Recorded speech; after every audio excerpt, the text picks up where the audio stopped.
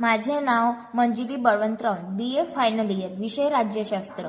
मुद्दा: नेतृत्वाची व्याख्या. नेता किंवा नेतृत्व या संकल्पना सहजपणे आकलन होणाऱ्या नाहीत. नेतृत्वाच्या काही व्याख्या खालीलप्रमाणे सांगता येतात. 1. मॉर्विन शॉ, 1971.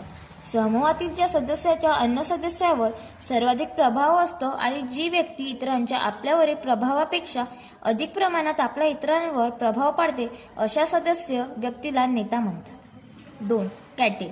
समूहामध्ये परिवर्तन घडवून आणणारी, सदस्याचे मनोधैर्य टिकवून धरणारी, त्यांच्या अभिवृत्तीत बदल घडवून आणणारी म्हणजेच ज्या व्यक्तीचा समूह कार्यावर निर्वाध प्रभाव असतो अशी व्यक्ती म्हणजे नेता.